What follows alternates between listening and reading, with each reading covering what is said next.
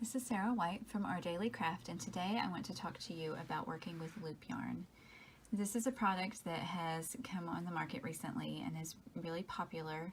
There are lots of different brands of it, and it's basically just a fluffy, super bulky yarn that has been worked so that it's kind of stitched together to form these loops. If you look really closely, it's hard to see on the video, but you can see it in person that there's just a little thread running at the base of the stitch that holds it together and makes it a loop. This kind of yarn makes it possible to make projects that look like knitting, but you don't need any tools other than your hands. It's a fun entry-level project, maybe for kids or for someone who wants to do something like knitting, but they're not quite invested in learning how to knit just yet. So I'm going to show you how you make a little project with this yarn.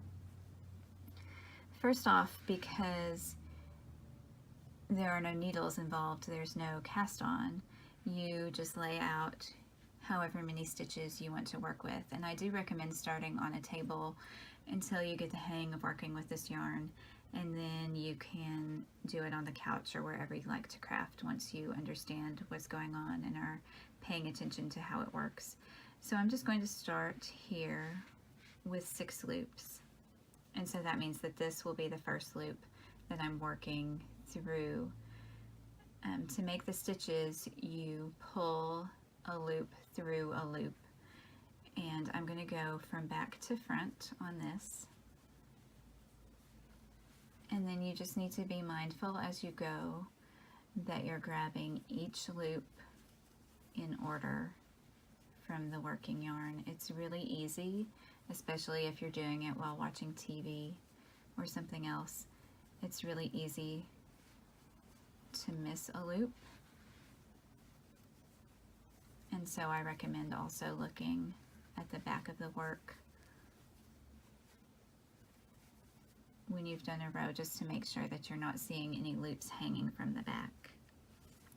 To start the next row, you just do the same thing back from left to right.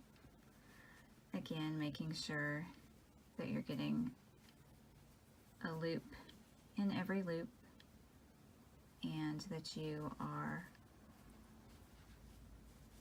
working each loop in order across from the working yarn. Now, even with just 2 rows done, you can see how this is starting to sort of look like stockinette. And also that it works up really fast, because that was just a couple of minutes and it's already an inch long or so. Now you can also do something that looks more like garter stitch, or do stitch patterns with texture as you like, instead of pulling the yarn through from back to front. If you pull from front to back,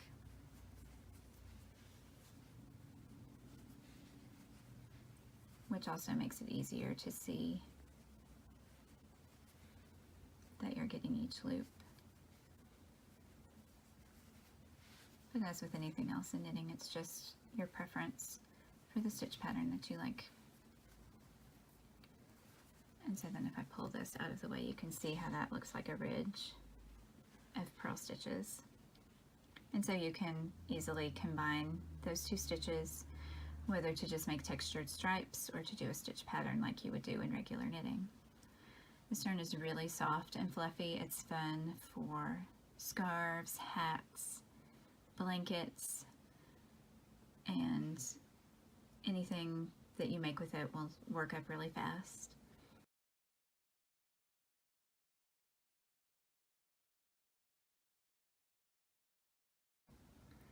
The only thing that's potentially tricky with this yarn is how to bind off, because you have loops that are open all the time. You have to be able to close those off in order to finish a project. So what you do, you'll see my working yarn is on the left side, but I'm going to work from the right side to do the bind off. So what you do is you have your first loop and you bring the second loop through that loop and continue in that manner across. And then remember how I told you that the yarn has this little thread. So what you'll do, I'm not going to do it right now, but you just cut the base of the stitch where that thread is. It's not actually cutting the yarn itself, you're just cutting that thread. And if you can cut a couple of stitches open like that, then you'll have straight yarn again, and you can use that to close off the last loop and to weave in your ends. And this is what it looks like. And that is how you work with loop yarn.